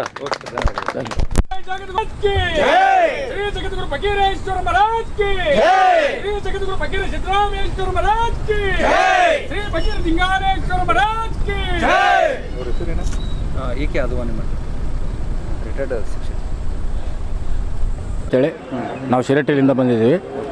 ನಾವು ಶ್ರೀ ಜಗದ್ಗುರು ಫಕೀರ ದಿಂಗಾಲೇಶ್ವರ ಮಹಾಸ್ವಾಮಿಗಳ ಬೆಂಬಲಾರ್ಥವಾಗಿ ನಾವು ಇವತ್ತು ಶಿರಟ್ಟಿಲಿಂದ ಇಲ್ಲಿಗೆ ಆಗಮಿಸಿದ್ದೀವಿ. ಅವರು ಚುನಾವಣೆಗೆ ನಿಲ್ಲಬಾರ್ದು, ಅವರು ಕಾವಿ ಬಿಚ್ಚಿ ಚುನಾವಣೆಗೆ ನಿಲ್ಲಬೇಕು ಅಂಥೇಳಿ ಯಾವ ಸಂವಿಧಾನದೊಳಗೂ ಇಲ್ಲ. ಕಾವಿ ಬಿಚ್ಚಿ ಚುನಾವಣೆಗೆ ನಿಲ್ಲಬೇಕಂತೇಳಿ ಯಾವ ಸಂವಿಧಾನದೊಳಗೂ ಇಲ್ಲ. ಒಳಗಡೆ ಒಂದು ಕಲ್ಗಟ್ಟಿಗೆಯಲ್ಲಿ ಒಂದು ಪಕ್ಷದ ಕಾರ್ಯಾಲಯ ಉದ್ಘಾಟನೆ ಮಾಡೋಕ್ಕೆ 120 ಮಂದಿ ಸ್ವಾಮಿಗಳು ಕಾವಿ ತೊಟ್ಟು ಉದ್ಘಾಟನೆ ಮಾಡಿದರು. ಅವಾಗ ಏನಾದರೂ ಸ್ವಾಮಿಗಳು ಕಾವಿ ಬಿಚ್ಚಿ ಏನಾದ್ರು ಉದ್ಘಾಟನೆ ಮಾಡಿದ್ರೆ ಉದ್ಘಾಟನೆ ಮಾಡಲಿಕ್ಕೆ ಸ್ವಾಮಿಗಳು ಬೇಕು. ಮಠದ್ದು ಏನಾರ ಇದು ಇದ್ದಾಗ ಸ್ವಾಮಿಗಳು ಬೇಕು. ಈಗ ಚುನಾವಣೆಗೆ ಯಾಕೆ ಸ್ವಾಮಿಗಳು ಬೇಡ? ಚುನಾವಣೆಗೆ ಸ್ವಾಮಿಗಳು ಬೇಕು. ಚುನಾವಣೆಗೆ ಸ್ವಾಮಿಗಳು ನಿಲ್ಲಿ. ಸಾಕಷ್ಟು ಅಭಿವೃದ್ಧಿ ಕಾರ್ಯಗಳನ್ನ ಕೈಗೊಂಡಾರ್ರಿ. ಸ್ವಂತ ರೊಕ್ಕಲಿಂದ ಶಿರಟ್ಟಿ ಮಠದೊಳಗೆ ಸಾಕಷ್ಟು ಸುಮಾರು ಒಂದು 10 ಕೋಟಿ ರೂಪಾಯಿ ಅಭಿವೃದ್ಧಿ ಕಾರ್ಯಗಳನ್ನ ಕೈಗೊಂಡವ್ರು ಯಾರು ಅದಾರ ಅಂತಂದ್ರೆ ಅವರು ಫಕೀರ ದಿಂಗಾಲೇಶ್ವರ ಮಹಾಸ್ವಾಮಿಗಳು ಮಾತ್ರ ಅದಾರ ಅಂತಕ್ಕಂಥದ್ದನ್ನು ನಾನಿಲ್ಲಿ ಹೇಳಕ್ಕೆ ಇಷ್ಟಪಡ್ತೀನಿ. ಯಾಕಂದ್ರೆ ಕ್ಷೇತ್ರದಲ್ಲಿ ಸಾಕಷ್ಟು ಊಹಾಪೋಹಗಳು ಮತ್ತು ಹೇಳಿಕೆಗಳು ಬರ್ತಾ ಇದೆ. ಸ್ವಾಮೀಜಿಯವರು ದುಡ್ಡಿಗಾಗಿ ರಾಜಕಾರಣಕ್ಕೆ ಬಂದಿದ್ದಾರೆ, ಹಿಂದೆ ತಗೋತಾರ ಅಂತಕ್ಕಂಥದ್ದು ಹೇಳಿಕೆಗಳು ಬರ್ತಾ ಇದೆ. ಅದಕ್ಕೆ ಏನು ಹೇಳ್ತೀರಿ? ಆ ದುಡ್ಡನ್ನ ಅವ್ರು ತೊಗೋಬೇಕಾಗಿತ್ತಂದ್ರೆ ಕಿಶೇರಿದಂದು ದುಡ್ಡು ತೊಗೊಂಡು ಅಭಿವೃದ್ಧಿ ಮಾಡುವಂಥ ಹರಕಾತ ಅವ್ರಿಗೆ ಇರ್ತಿದ್ದಿಲ್ಲ. ಇದನ್ನು ಇವತ್ತ ನಿನ್ನೆ ಹೋರಾಟಕ್ಕೆ ಇಳಿದವರಲ್ಲ. ಅವ್ರು ಎಂದೋ ಸುಮಾರು ದಿನಗಳಿಂದ ಹೋರಾಟ ಮಾಡ್ಕೊತ ಬಂದವರು. ಅವರು ಅಭಿವೃದ್ಧಿ ಪಥದತ್ತನ ಈಗ ನಾವು ಕೊಂಡೊಯ್ಬೇಕು ಅಂತೇಳಿ ನಿಂತ್ಕೊಂಡವರು. ಇವತ್ತು ಅಭಿವೃದ್ಧಿನ ಮಾಡಲೇಬೇಕು ನಾನು. ಇವತ್ತು ಯಾರು ಅನ್ಯಾಯದ ವಿರುದ್ಧ ಹೋರಾಟ ಮಾಡಕತ್ತಾರ ಅಂತಂದ್ರೆ ಅದು ದಿಂಗಾಲೇಶ್ವರ ಮಹಾಸ್ವಾಮಿಗಳು ಮಾತ್ರ ಅನ್ಯಾಯದ ವಿರುದ್ಧ ಹೋರಾಟ ಮಾಡೋಕ್ಕೆ ಸಾಧ್ಯ. ಉಳುಕಿದ ರಾಜಕಾರಣಿಗಳು ಅನ್ಯಾಯದ ವಿರುದ್ಧ ಹೋರಾಟ ಮಾಡಲಿಕ್ಕೆ ಸಾಧ್ಯ ಇಲ್ಲ. ಇವತ್ತು ಧಾರವಾಡ ಕ್ಷೇತ್ರದೊಳಗೆ ಇವತ್ತು ಏನಾರ ಒಂದು ಚರಿತ್ರೆ ಇತಿಹಾಸ ನಿರ್ಮಾಣ ಆಗ್ತೈತಿ ಅಂತಕ್ಕಂಥದ್ದನ್ನು ನಾನು ಹೇಳ್ತೀನಿ. ಸುವರ್ಣಾಕ್ಷರದೊಳಗೆ ಕರ್ನಾಟಕ ರಾಜ್ಯದೊಳಗೆ ಕಾವಿ ತೊಟ್ಟ ಆರಿಸಿ ಬಂದ ಒಂದು ಸುವರ್ಣಾಕ್ಷರದೊಳಗೆ ಬರೆದಿಡ್ತಕ್ಕಂಥ ದಿನ ಈ ಧಾರವಾಡ ಕ್ಷೇತ್ರದ ಆಗಲಿ ಅಂತೇಳಿ ನಾನು ಆಸೆ ಪಡ್ತೀನಿ. ಇವತ್ತು ಪರಮಪೂಜ್ಯ ದಿಂಗಾಲೇಶ್ವರ ಮಹಾಸ್ವಾಮಿಗಳು ಧಾರವಾಡ ಲೋಕಸಭಾ ಚುನಾವಣೆಗೆ ಅಧಿಕೃತವಾಗಿ ಧುಮುಕ್ತಾ ಇದ್ದಾರೆ. ಸೊ ಅದ್ರ ಬಗ್ಗೆ ಏನು ಹೇಳ್ತೀರಿ? ನಾನೊಬ್ಬ ಶಿಗ್ಗಾಂವ್ ಮತಕ್ಷೇತ್ರದಿಂದ ಬಂದಿದ್ದೇನೆ. ಈಗಾಗಲೇ ಜೋಶಿಯವರಿಗೆ ಭಾಳ ಹೊಟ್ಟೆಬೇನೆ ಹತ್ತೈತೆ ಅನ್ನೋಂಥ ಮಾತನ್ನು ಹೇಳಕ್ಕೆ ಬಯಸ್ತೇನೆ. ದಯಮಾಡಿ ಯಾಕೆ ಈ ಮಾತನ್ನು ಹೇಳಬೇಕಾಗಿದೆ ಅಂದರೆ ಇವತ್ತು ಇಡೀ ದೇಶನ ಎದ್ದು ನೋಡಬೇಕಾಗಿದೆ. ಮೋದಿಯವರು ಕೂಡ ಇತ್ತ ಗಮನ ಹರಿಸ್ತಾ ಇದ್ದಾರೆ. ಯೋಗಿ ಆದಿನಾಥನ ಬಿಟ್ಟರೆ ನೆಕ್ಸ್ಟ್ ನಮ್ಮ ಫಕೀರ ದಿಂಗಾಲೇಶ್ವರ ಸ್ವಾಮೀಜಿಗಳು ಮಾತ್ರ ಅಂತ ನಾನು ಹೇಳಕ್ಕೆ ಬಯಸ್ತೇನೆ.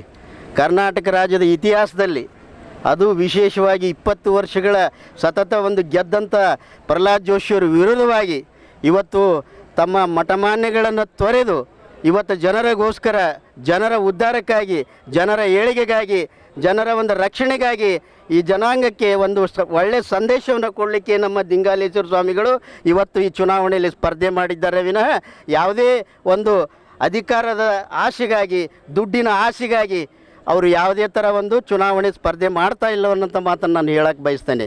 ಕಾರಣ ಇಷ್ಟೇ, ಇವತ್ತು ಒಬ್ಬ ರಾಜಕಾರಣಿಗಳು ಏನು ಮಾಡ್ತಾರಂತ ತಮಗೆಲ್ಲ ಗೊತ್ತಿದೆ. ನಾನು ನಿನ್ನೆ ಮೊನ್ನೆ ಇಲ್ಲೆಲ್ಲಿ ಸಾಕಷ್ಟು ಜನ ನಾಮಪತ್ರಗಳನ್ನು ಸಲ್ಲಿಸಿದ್ದಾರೆ. ಅವರು ಕೊಟ್ಟಂಥ ಹಣದಿಂದ ಜನ ಇವತ್ತು ಧುಮುಕಿ ಬರ್ತಾರೆ. ಆದರೆ ಅಜ್ಜಾರಂತಲ್ಲಿ ಬರೀ ಜೋಳಿಗೆ ಅದ, ದುಡ್ಡಿಲ್ಲ. ತಾವೆಲ್ಲ ಏನು ಭಕ್ತರು ಬಂದಿದ್ದೀರಿ, ಒಂದೇ ಲಿಂಗಾಯತ ಸಮಾಜಕ್ಕೆ ಸೀಮಿತವಾಗಿರ್ತಕ್ಕಂಥ ಒಬ್ಬ ಸ್ವಾಮಿಗಳು ಅವರಲ್ಲ. ಅವರು ಎಲ್ಲ ಜಾತಿ ವರ್ಗದ, ಹಿಂದುಳಿದ ವರ್ಗ, ಅಲ್ಪಸಂಖ್ಯಾತ ಎಲ್ಲ ಸಮಾಜದವರು ಆ ಮಠಕ್ಕೆ, ಅವರು ಶಿರಟ್ಟಿ ಮಠಕ್ಕೆ ಭಕ್ತರಿದ್ದಾರೆ ಅನ್ನುವಂಥ ಮಾತನ್ನು ನಾನು ಹೇಳಕ್ಕೆ ಬಯಸ್ತೇನೆ. ಇವತ್ತಿಂದ ಸಂದೇಶ ಹೋಗಲಿ, ತಾವು ತಮ್ಮ ಮನೆಗೆ ಹೋಗಿ ಯಾವುದೇ ಒಬ್ಬ ಲಿಂಗಾಯತರ ಸ್ವಾಮೀಜಿ ಅಲ್ಲ, ಇಡೀ ಕರ್ನಾಟಕ ರಾಜ್ಯದಲ್ಲಿ ಅತ್ಯಂತ ಶ್ರೇಷ್ಠ ಮಠವಾಗಿರ್ತಕ್ಕಂಥ ನಮ್ಮ ಶಿರಟ್ಟಿ ಮಠದ ಒಬ್ಬ ಶ್ರೇಷ್ಠ ಸ್ವಾಮಿಗಳು ಇವತ್ತು ಈ ಭೂಮಿಯ ಮೇಲೆ ಸರ್ವ ಜನಾಂಗಕ್ಕೆ ಶಾಂತಿಯ ತೋಟವನ್ನು ಮಾಡಲಿಕ್ಕೆ ಅವರು ಬಂದಿದ್ದಾರೆ ಅನ್ನೋಂಥ ಮಾತನ್ನು ನಾನು ಇವತ್ತು ಹೇಳಕ್ಕೆ ಬಯಸ್ತಾ ಇದ್ದೇನೆ. ಒಬ್ಬ ವಾಲ್ಮೀಕಿ ಜನಾಂಗದವರಾಗಿ ನಾವು ಅವರು ಕೂಡ ಅವರ ಬೆನ್ನತ್ತಲಿಕ್ಕೆ ಒಂದು ಕಾರಣ ಇದೆ. ಅವರು ಒಳ್ಳೆಯ ಒಂದು ವಿಚಾರಗಳನ್ನು ಇಟ್ಟುಕೊಂಡು ದೇಶ ವಿದೇಶವನ್ನು ಸುತ್ತಿ ಪ್ರತಿ ದೇಶದಲ್ಲಿ ಇವತ್ತು ದಿಂಗಾಲೇಶ್ವರ ಯಾರು ಅನ್ನೋದನ್ನು ಇವತ್ತು ಮಾಜಿ ಮುಖ್ಯಮಂತ್ರಿಗಳಾಗಿರ್ತಕ್ಕಂಥ ಸನ್ಮಾನ್ಯ ಯಡಿಯೂರಪ್ಪನವರು ಕರೆ ಮಾಡಿದ್ದಾರೆ. ಅದೇ ರೀತಿಯಾಗಿ ಅಮಿತ್ ಶಾ ಅವರು ಕರೆ ಮಾಡಿದ್ದಾರೆ, ಅದೇ ರೀತಿಯಾಗಿ ಮೋದಿಯವರು ಕರೆ ಮಾಡಿದ್ದಾರೆ. ಅಂದರೆ ಇವತ್ತು ದಿಂಗಾಲೇಶ್ವರ ಯಾವ ರೀತಿ ಈ ದೇಶದಲ್ಲಿ ಅವರ ಹೆಸರು ಹೋಗಿದೆ ಅನ್ನುವಂಥ ಮಾತನ್ನು ನಾನು ಹೇಳಕ್ಕೆ ಬಯಸ್ತೇನೆ ಸಾರ್ವಜನಿಕರಲ್ಲಿ. ತಾವು ಕೂಡ ಅಧಿಕೃತವಾಗಿ ಅಹಿಂದ ಬೆಂಬಲವನ್ನು ಸ್ವಾಮೀಜಿಯವರಿಗೆ ಘೋಷಣೆ ಮಾಡಿ ನಾನು ಒಬ್ಬ ಹಾವೇರಿ ಜಿಲ್ಲೆಯ ಅಹಿಂದ ಘಟಕದ ಅಧ್ಯಕ್ಷನಾಗಿ ಇವತ್ತು ಸನ್ಮಾನ್ಯ ಮುಖ್ಯಮಂತ್ರಿಗಳಾಗಿರ್ತಂಥ ಸನ್ಮಾನ್ಯ ಸಿದ್ದರಾಮಯ್ಯ ಸಾಹೇಬರ ಹೆಗಲಿಗೆ ಕೊಟ್ಟು ಅವರ ಒಂದು ಸಂಘಟನೆಯನ್ನು ನಾವು ಇಡೀ ರಾಜ್ಯವ್ಯಾಪ್ತಿ ಮಾಡಿದ್ದೇವೆ. ಈಗಾಗಲೇ ನಾನು ಒಂದು ಮಾತನ್ನು ನಮ್ಮ ಎಲ್ಲ ಸಂಘಟಕರಿಗೆ ಹೇಳಿದ್ದೇವೆ. ಇವತ್ತು ಕುರುಬ ಜನಾಂಗದಿರಲಿ ಅವರು ಸ್ವಾಮೀಜಿಗಳು ಬೇಕು, ಎಲ್ಲ ಜಾತಿಯವರಿಗೂ ಅವರು ಯಾವುದೇ ಜಾತೀಯತೆಯನ್ನು ಮಾಡದಂತೆ ಅವರು ಇವತ್ತು ನಮ್ಮ ಸಮಾಜದವ್ರಿಗೆ ಅವರು ನಮಗೆ ಒಳ್ಳೇದು ಮಾಡ್ತಾರಂದ್ರೆ ಯಾವುದೇ ಸಂಘಟನೆಗಳು ಇವತ್ತು ನಮ್ಮ ಅಹಿಂದ ಸಂಘಟನೆ ಸಂಪೂರ್ಣವಾಗಿ ನಮ್ಮ ಜಿಲ್ಲೆಯ ಪರವಾಗಿ ಮತ್ತು ಇಡೀ ಅಖಂಡ ಧಾರವಾಡ ಜಿಲ್ಲೆಯ ಪರವಾಗಿ ಇಡೀ ನಮ್ಮ ಎಲ್ಲ ಸಮುದಾಯವನ್ನು ನಮ್ಮ ಅಹಿಂದ ಸಂಘಟನೆ ಅವರಿಗೆ ಬೆಂಬಲ ನೀಡ್ತಾ ಇದ್ದೀವಿ ಅನ್ನೋಂಥ ಮಾತನ್ನು ನಾನು ಹೇಳಕ್ಕೆ ಬಯಸ್ತೇನೆ. ಜೊತೆಯಾಗಿ ತಾವೆಲ್ಲ ಇವತ್ತೇನು ಬಂದಿದ್ದೀರಿ, 10 ಜನ ಬರಲಿ ಅವ್ರವ್ರ ಗ್ರಾಮದಿಂದ ಒಂದು ಸಂದೇಶವನ್ನು ಕೊಡ್ತೀವಿ ನಾವು. ದಯಮಾಡಿ ನೀವು ಅಜ್ಜಾರ ನೀವೇ ನಿಂತೇವೆ ಅನ್ನೋಂಥ ಮಾತನ್ನು ತಿಳ್ಕೊಂಡು ಇವತ್ತು ಇಡೀ ಪಂಚಮಸಾಲಿ ಸಮಾಜದ ಇದರಲ್ಲಿ ಒಂದು ಮಾತನ್ನು ಹೇಳಕ್ಕೆ ಬಯಸ್ತೇನೆ ನಾನು. ದಯವಿಟ್ಟು ತಪ್ಪು ತಿಳ್ಕೊಬೇಡ್ರಿ. ಇಡೀ ರಾಜ್ಯದಲ್ಲಿ ಪಂಚಮಸಾಲಿ ಸಮಾಜ ಹರ್ ಅನ್ನೋಂಥ ಯಾವ ತಮ್ಮ ಘೋಷಣೆ ಮಾಡ್ತೀರಿ, ಅದೇ ರೀತಿಯಾಗಿ ದಿಂಗಾಲೇಶ್ ಅನ್ನುವಂಥ ಘೋಷಣೆ ಮಾಡಿ ಅವ್ರನ್ನ ಅತ್ಯಂತ ಬಹುಮತದಿಂದ ಆರಿಸಿ ತಂದು ಈ ಲೋಕಸಭೆಯಲ್ಲಿ ಭ್ರಷ್ಟಾಚಾರದಲ್ಲಿ ಮುಳುಗಿರ್ತಕ್ಕಂಥ ಸನ್ಮಾನ್ಯ ಜೋಶಿಯವರಿಗೆ ನೀವು ಸೋಲಿಸಿ ಅವ್ರನ್ನ ಮನೆ ಕಳಿಸಿ ಅವರಿಗೆ ರೆಸ್ಟ್ ಕೊಡುವಂಥ ವಿಚಾರವನ್ನು ತಾವೆಲ್ಲ ಮಾಡ್ತೀರಿ ಅನ್ನುವಂಥ ಈ ಸಂದೇಶವನ್ನು ನಾನು ತಮ್ಮ ಮುಖಾಂತರ ತಿಳಿಸ್ತಾ ಇದ್ದೇನೆ. ಜೊತೆಯಾಗಿ ಈಗ ಅವರು ಬರ್ತಾರೆ, ಒಂದು ನಾಟಕ ಮಾಡ್ಕೊಂಡು ಬರ್ತಾರೆ, ನನಗೆಲ್ಲ ಗೊತ್ತದೆ. ಅವರು ಸಾಕಷ್ಟು ಕೇವಲ ಒಬ್ಬ ರೈಲ್ವೆ ನೌಕರದಾರ ಮಗ ಅವ, ತಮಗೆಲ್ಲ ಗೊತ್ತದೆ. ಈ ಹಿಂದೆ ಪಿನಾಲ್ ಮಾಡ್ತಿದ್ದ ಪುಣ್ಯಾತ್ಮ ಜೋಶಿ. ಇವತ್ತು ಏನಾಗಿದೆ ಅಂದರೆ ಅವರು ಬಾಡಿಗೆ ಮನೆಯಲ್ಲಿ ಇದ್ದಂಥವ್ರು, ನಾನು ಹಲವಾರು ಬಾರಿ ಅವ್ರಿಗೆ ಹೋಗಿ ಕೇಳಿದ್ದೀವಿ, ನಾವು ಅವ್ರ ಮನೆಗಳನ್ನು ನೋಡಿದ್ದೀವಿ. ಸೊ ಇವತ್ತು ಪಿನಾಲ್ ಮಾರುವಂಥವ ಸಾವಿರಾರು ಕೋಟಿ ರೂಪಾಯಿ ಆಸ್ತಿ ಮಾಡ್ತಾನಂದ್ರೆ ಏನು ಇವ್ರು ಭ್ರಷ್ಟಾಚಾರ ಮಾಡಿಲ್ಲ? ಬಿ ಜೆ ಪಿಯವರು ಭ್ರಷ್ಟಾಚಾರ ಮಾಡಿಲ್ಲ. ಮೋದಿಯವರು ಹೇಳಿದರು ನಾವು ಭ್ರಷ್ಟಾಚಾರ ಯಾರು ಮಾಡ್ತಾರೆ ಅವ್ರು ನಮ್ಮ ಪಕ್ಷದಲ್ಲಿ ಇಟ್ಕೊಳ್ಳೋದಿಲ್ಲ ಅಂತ ಹೇಳಿದರು. ಆದರೆ ನಮ್ಮ ಸ್ವಾಮೀಜಿಗಳು ಹಂಗಲ್ಲ, ಯಾರು ಕತ್ರಿನೂ ಹಾಕಿಲ್ಲ, ಎಲ್ಲರಿಗೂ ಜೋಳಿಗೆ ಹಿಡ್ಕೊಂಡು ಅವರು ಮನೆಗೆ ಹೋಗಿ ಭಿಕ್ಷೆ ಬೇಡಿ ಈ ಸಮಾಜವನ್ನು ಉದ್ಧಾರ ಮಾಡಲಿಕ್ಕೆ, ಈ ಸಮಾಜವನ್ನು ಸತ್ಯ ಸಂದೇಶ ಕೊಡಲಿಕ್ಕೆ, ಈ ಸಮಾಜಕ್ಕೆ ಒಳ್ಳೆ ಒಂದು ವಿಚಾರಗಳನ್ನು ಇಟ್ಕೊಂಡು ಅವರು ಇವತ್ತು ಚುನಾವಣೆ ಮಾಡ್ತಾ ಇದ್ದಾರೆ. ಇಲ್ಲ ಯಾರೇ ದುಡ್ಡನ್ನು ಕೊಟ್ಟು ತಾವೆಲ್ಲ ಬಂದಿದ್ದೀರಿ ಇಲ್ಲಿ, ಯಾರು ನಮ್ಮ ಸ್ವಂತ ಖರ್ಚಿನಿಂದ. ನಮ್ಮ ವಿಚಾರ ಏನದಂದ್ರೆ ಇವತ್ತು ದಿಂಗಾಲೇಶ್ವರ ಅಜ್ಜಾರು ಗೆಲ್ಲಲೇಬೇಕು ಅನ್ನೋಂಥ ವಿಚಾರವಿಟ್ಕೊಂಡು ನಾವೆಲ್ಲ ಬಂದಿದ್ದೀವಿ. ಅವರನ್ನು ಇವತ್ತು ಅವ್ರಿಗೆ ಗೊತ್ತದೆ, ಸೋತರು ಸ್ವಾಮಿಗಳದ್ದೇನು ಮರ್ಯಾದೆ ಹೋಗೋದಿಲ್ಲ. ತಾವು ಮೊದಲು ಅರ್ಥ ಮಾಡ್ಕೋರಿ, ಸೋತರು ಏನು ಸಮಾಜಿಯವರು ಅವ್ರ ಗೌರವ ಹೋಗೋದಿಲ್ಲ. ಆದ್ರೆ ಪ್ರಹ್ಲಾದ್ ಜೋಶಿ ಸೋತರು ಮನ್ಯಾಗ ಕುಂದುವಂಥ ಪರಿಸ್ಥಿತಿ ಬರ್ತೈತೆ ಅನ್ನೋದನ್ನು ತಾವೆಲ್ಲ ಗಮನ ಹರಿಸ್ಬೇಕು. ಆದರೆ ದಯಮಾಡಿ ಈ ಭ್ರಷ್ಟ ರಾಜಕಾರಣದಲ್ಲಿ ಭ್ರಷ್ಟ BJPಯ ಒಂದು ಅಭ್ಯರ್ಥಿಯಾಗಿರ್ತಕ್ಕಂಥ ಆ ಪ್ರಹ್ಲಾದ್ ಜೋಶಿಗೆ ನೀವು ತಕ್ಕ ಪಾಠವನ್ನು ಕಲಿಸ್ತೀರಿ ಅನ್ನುವಂಥ ಮಾತನ್ನು ನಾನು ಈ ಮುಖಾಂತರ ಹೇಳಿ ನನ್ನೆರಡು ಮಾತು ಮುಗಿಸ್ತೀನಿ. ಜೈ ಹಿಂದ್, ಜೈ ದಿಂಗಾಲೇಶ್ವರ್.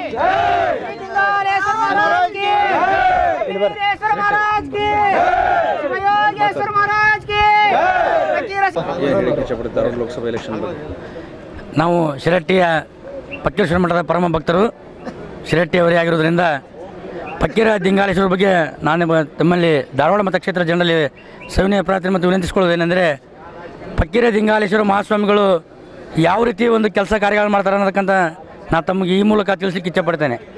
ಅವರೊಬ್ಬ ಶಿಕ್ಷಣ ಪ್ರೇಮಿ ಹಾಗೂ ಬಡವರ ಬಂಧು. ಶಿರಟ್ಟಿ ಮಠದಲ್ಲಿ ಕೇವಲ ಬಂದು ಒಂದೇ ವರ್ಷದಲ್ಲಿ 8 ರಿಂದ 10 ಕೋಟಿ ರೂಪಾಯಿ ಅಭಿವೃದ್ಧಿ ಕೆಲಸಗಳನ್ನು ಮಾಡಿದ್ದಾರೆ. ಜೊತೆಗೆ ಒಂದು ನರ್ಸಿಂಗ್ ಕಾಲೇಜನ್ನು ತಂದಿದ್ದಾರೆ, ಲಾ ಕಾಲೇಜನ್ನು ಪ್ರಾರಂಭ ಮಾಡ್ತಾ ಇದ್ದಾರೆ. ಅದರ ಜೊತೆಗೆ ಮಠದ ಮುಂದಿನ ಮಹಾದ್ವಾರವನ್ನು 5 ಕೋಟಿ ರೂಪಾಯಲ್ಲಿ ಕೆಲಸ ಮಾಡ್ತಾ ಇದ್ದಾರೆ. ಇಂತಹ ವ್ಯಕ್ತಿಯನ್ನು ನೀವೇನಾದರೂ ಧಾರವಾಡ ಲೋಕಸಭಾ ಜನ ಆರಿಸಿ ತೊಗೊಂಬಂದ್ರಿ ಅಂದ್ರೆ ಧಾರವಾಡ ಕ್ಷೇತ್ರವನ್ನು ಈ ಒಂದು ನಮ್ಮ ಭಾರತ ದೇಶದಲ್ಲಿ ಮಾದರಿ ಕ್ಷೇತ್ರವನ್ನಾಗಿ ಮಾಡ್ತಾರೆ ಅಂತಕ್ಕಂಥ ಮಾತನ್ನು ನಾನು ಈ ಸಂದರ್ಭದಲ್ಲಿ ತಮಗೆ ಹೇಳಲಿಕ್ಕೆ ಇಚ್ಛಪಡ್ತೇನೆ. ಇವತ್ತು ಏನು ಯೋಗಿ ಆದಿತ್ಯನಾಥ್ ಅಂತೇಳಿ ನಾವು ಉತ್ತರ ಪ್ರದೇಶದಲ್ಲಿ ನೀವು ಹೇಳ್ತಾ ಇದ್ದೀರೋ, ಅದೇ ಥರನಾಗಿ ನಮ್ಮ ದಿಂಗಾಲೇಶ್ವರಿಗಳು ಕರ್ನಾಟಕವನ್ನು ಆಳೋದ್ರಲ್ಲಿ 2 ಮಾತಿಲ್ಲ. ಆ ಕಾರಣಕ್ಕಾಗಿ ನಾವೆಲ್ಲ ಧಾರವಾಡ ಜನತೆ ಅವರಿಗೆ ಮತವನ್ನು ನೀಡಬೇಕು, ಅವ್ರಿಗೆ ಮತವನ್ನು ಹಾಕುವ ಮೂಲಕ ಅವ್ರನ್ನ ಆರಿಸಿ ತರಬೇಕು ಅಂತಕ್ಕಂಥ ಮಾತನ್ನು ಈ ಸಂದರ್ಭದಲ್ಲಿ ನಾನು ಧಾರವಾಡ ಜನತೆಯಲ್ಲಿ ಕೇಳ್ಕೊತೇನೆ. ಸೋಮನಗೌಡ ಮರಿಗೌಡರು ಗದಗ ಜಿಲ್ಲಾ ಅಹಿಂದ ಸಂಘದ ಅಧ್ಯಕ್ಷರಂತ ಹೇಳ್ತೀನಿ. ನಾವು ಶಿರಟ್ಟಿಯ ಭಾವ್ಯಕ್ತಿತ ಫಕೀರ ದಿಂಗಾಲೇಶ್ವರ ಭಕ್ತರಾಗಿ ಹೇಳ್ತೀವಿ. ಯಾವ ಪಕ್ಷದಿಂದ ನಾವು ಬಂದಿಲ್ಲ, ನಾವು ಭಾವ್ಯಕ್ತಿತ ಮಠ ನಾವು ಫಕೀರೇಶ್ವರ ಭಕ್ತರಂತಂದು ಇಲ್ಲೇ ಬಂದು ನಾವು ಇವತ್ತು ದಿಂಗಾಲೇಶ್ವರಿಗೆ ನಾವು ಎಲ್ಲ ಬಂದು ಸಪೋರ್ಟ್ ಮಾಡಕತ್ತೀವಿ. ಅಂದ್ರೆ ನಾವು ದಿಂಗಾಲೇಶ್ವರ ಶ್ರೀಗಳು ಯಾವತ್ತೂ ಒಂದು ಪಕ್ಷಕ್ಕೆ ಸೀಮಿತ ಇಲ್ಲ, ಒಂದು ಜಾತಿಗೆ ಸೀಮಿತ ಇಲ್ಲ. ಆದರೆ ಅವರು ಮಠದ ಸಲುವಾಗಿ ಮಾಡಾಕತ್ತಿಲ್ಲ, ಅವ್ರ ಸ್ವಂತಕ್ಕೆ ಮಾಡಾಕತ್ತಿಲ್ಲ. ಆದರೆ ಭಕ್ತರ ಸಲುವಾಗಿ ಅವ್ರು ಏನಂದ್ರೆ ಬಡವರ ಉದ್ಧಾರ ಮಾಡಬೇಕು ಮತ್ತು ಬಡವರ ಮಕ್ಕಳಿಗೆ ಎಜುಕೇಷನ್ ಉಚಿತವಾಗಿ ಕೊಟ್ಟು ನಮ್ಮ ಶಿರಟ್ಟಿಯಲ್ಲಿ ಅಲೆ ಈಗ ನಮ್ಮ ಸಂತೋಷ್ ಕುರಿ ಅವ್ರು ಹೇಳಿದಂಗೆ ಒಂದು ನರ್ಸಿಂಗ್ ಕಾಲೇಜ್ ತೊಗೊಂಡಿದ್ದಾರೆ. ಮತ್ತು ನಮ್ಮ ಮಠದಲ್ಲಿ ಸಾಕಷ್ಟು ಒಂದೇ ವರ್ಷದಲ್ಲಿ ಈಗ 8-10 ಕೋಟಿ ರೂಪಾಯಿ ಕೆಲಸ ಮಾಡಾಕತ್ಯಾರಂದ್ರು ಅದೇನು ಬೇನಾಮಿ ದುಡ್ಡು ತಂದು ಕೆಲಸ ಮಾಡಾಕತ್ತಿಲ್ಲ. ಬೇರೆ ಪಕ್ಷದವ್ರಂಗೆ BJP ಅವ್ರಂಗೆ ಜೋಳಿಗೆ ಐತಿ ನಮ್ಮ ಅಜ್ಜಂದು. ಆ ಜೋಳಿಗೆ ಭಿಕ್ಷಾ ಮಾಡಿ ಬಡವ್ರ ಮಕ್ಕಳನ್ನ ಇವತ್ತು ಉಚಿತವಾಗಿ ಹಾಸ್ಟೆಲ್ ಮಾಡಾಕತ್ಯಾರ. ಹಾಸ್ಟೆಲ್ ಮಾಡಿ ಅವರಿಗೆ ಅನ್ನ ಪ್ರಸಾದವನ್ನು ದಿನನಿತ್ಯ ನಡಿತೈತಿ. ಈ ಧಾರವಾಡ ಲೋಕಸಭಾ ಇಲ್ಲಿ ನಮ್ಮ ದಿಂಗಾಲೇಶ್ವರನ ಆರಿಸಿ ನೀವೆಲ್ಲ ಕಳಿಸಿದ್ರೆ ಈ ಧಾರವಾಡ ಮತಕ್ಷೇತ್ರ ರಾಜ್ಯದೊಳಗನ ಸಿಂಗಾಪುರ ಆಗ್ತೈತೆ ಅಂತಂದು ಇವತ್ತು ಹೇಳೋದಕ್ಕೆ ನಾ ಇಷ್ಟಪಡ್ತಿದ್ದೀನಿ. ಆದರೆ ದಿಂಗಾಲೇಶ್ವರ ಅಂದ್ರೆ ಅವರು ಏನಂದ್ರೆ ಯಾವುದೇ ಒಂದು ಜಾತಿಗೆ ಸೀಮಿತ ಆಗಿಲ್ಲ, ಒಂದು ಪಕ್ಷಕ್ಕೆ ಸೀಮಿತ ಆಗಿಲ್ಲ. ಆದರೆ ಜೋಶಿ ಅಂತವ್ರನ್ನ ಮನೆಯಾಗ ಕುಂದಿರ್ಸ್ಬೇಕನ್ನೋದು ಅಷ್ಟೇ ಉದ್ದೇಶ. ಅವ್ರು ಇಲೆಕ್ಷನ್ ಮಾಡಿ ರೊಕ್ಕ ಗಳಿಸ್ಬೇಕು, ಮತ್ತೊಬ್ಬರು ನಾನು ರಾಜ್ಯ ಇದ್ರೊಳಗೆ ಕುಂದಿರ್ಬೇಕು ಅನ್ನೋದು ಏನಿಲ್ಲ ಅವ್ರಿಗೆ. ದಿಂಗಾಲೇಶ್ವರಿಗೆ ಅವ್ರಿಗೆ ಒಂದೇ ಆಸೆ, ಈ ಭ್ರಷ್ಟಾಚಾರವನ್ನು ನಿಲ್ಲಿಸಬೇಕು, ಈ ಭ್ರಷ್ಟನವನ್ನು ಮನೆಗೆ ಕಳಿಸ್ಬೇಕನ್ನೋದು ಒಂದೇ ಉದ್ದೇಶ ಇಟ್ಕೊಂಡು ಈಗ ಬಡ ಮಕ್ಕಳನ್ನು ಎಜುಕೇಷನ್ ಕೊಡಬೇಕಂತಂದು ಮತ್ತೊಂದು ಮಗದೊಂದು ಇಲ್ಲಿ ಎಲ್ಲ ಬಡವರ ಪರವಾಗಿ ನ್ಯಾಯದ ಪರವಾಗಿ ನಾವು ಹೋರಾಟ ಮಾಡಿ ನಾ ಎಲ್ಲ ಧಾರವಾಡ ಮತಕ್ಷೇತ್ರದ ಲೋಕಸಭೆಯಲ್ಲಿ ನಾವು ಭಾಳಷ್ಟು ಇನ್ನೂ ಕೆಲಸ ಮಾಡ್ಬೇಕಂತಂದು ಹೇಳಿ ಅವರು ಇಲೆಕ್ಷನ್ಗೆ ಬಂದಾರ ಹೊರತು ಯಾವುದೇ ರೀತಿಯಾಗಿ ಅವರು ವೈಯಕ್ತಿಕವಾಗಿ ಇಲೆಕ್ಷನ್ಗೆ ಬಂದಿಲ್ಲ ಅಂತ ಹೇಳಿಕ್ಕೆ ಇಷ್ಟಪಡ್ತೇನೆ. ಜೈ ಹಿಂದ್, ಜೈ ದೇವರಾಜ್ ಅರಸು. ಶಿರಟ್ಟಿಯ ಮಠದ ಭಕ್ತನಾಗಿ ಮಾತಾಡ್ತಾ ಇದ್ದೀನಿ. ಫಕ್ಕೀರ ದಿಂಗಾಲೇಶ್ವರ ಮಹಾಸ್ವಾಮಿಗಳು ಏನು ಧಾರವಾಡ ಲೋಕಸಭಾ ಚುನಾವಣೆಯಲ್ಲಿ ಸ್ಪರ್ಧಿಸುತ್ತಿದ್ದು, ಅವ್ರ ಬಗ್ಗೆ ಹೇಳಬೇಕು ಅಂತಂದ್ರೆ ಫಕ್ಕೀರ ದಿಂಗಾಲೇಶ್ವರ ಸ್ವಾಮಿಗಳು ಹುಟ್ಟುತ್ತಲೇ ಹೋರಾಟಗಾರರು. ಅದು ಎಲ್ಲರಿಗೂ ನೀವು ಪ್ರತಿದಿನ ನೀವು ದಿನನಿತ್ಯ ನಿಮ್ಮ ಯೂಟ್ಯೂಬಲ್ಲಿ ಅಥವಾ ನಿಮ್ಮ ಇದರಲ್ಲಿ ಸರ್ಚ್ ಮಾಡಿದ್ರೆ ನಿಮ್ಗೆ ಗೊತ್ತಾಗುತ್ತೆ ಅವರು ಹುಟ್ಟು ಜನಚರಿ ಏನಂತೇಳಿ. ದಯವಿಟ್ಟು ನಾನು ಹೇಳೋದಿಷ್ಟ, ನಾನು ಲಿಂಗಾಯತ ಸಮಾಜವನ್ನಾಗಿ ಹೇಳ್ತಾ ಇದ್ದೀನಿ. ಲಿಂಗಾಯತ ಸಮಾಜದವ್ರಿಗೆ ಇಷ್ಟೇ ನಾನು ಹೇಳೋದು, ಫಸ್ಟ್ ತಿಳ್ಕೊಡ್ರಿ. ನೀವು 20 ವರ್ಷಗಳ ಅನುಭವವನ್ನು ಉಂಡಿರಿ. ಇದೇ ಶೌರ್ಯ ಪ್ರಶಸ್ತಿಯನ್ನು ಕೊಟ್ಟಂಥ ಒಂದು 15 ವರ್ಷದ ಹೆಣ್ಣು ಮಗಳನ್ನು ಅವರು ಯಾವ ಥರ ನಡ್ಕೊಂಡ್ರು, ಪ್ರಧಾನಮಂತ್ರಿಗಳು ಕರೆಸಿ ಸನ್ಮಾನ ಮಾಡಿ ಕಳಿಸಿದ್ರು. ಬಟ್ ಇನ್ನೂವರೆಗೆ ಜೋಶಿಯರು ಹೋಗಿ ಆ ಮಗಳನ್ನಾಗಲಿ ಅವ್ರ ತಂಗಿಯನ್ನಾಗಲಿ ಅದು ಹೋಗಿ ನೋಡೋಕ್ಕೆ ತಯಾರಿಲ್ಲ. ಅಂದ್ರೆ ಪ್ರಧಾನಮಂತ್ರಿಗಳು ದೊಡ್ಡವರು, ಜೋಶಿ ದೊಡ್ಡವರು, ಆ ಥರ ನಡ್ಕೊಂಡಂತಹ ವ್ಯಕ್ತಿತ್ವ ಜೋಶಿಯವರಲ್ಲಿ ಐತಿ.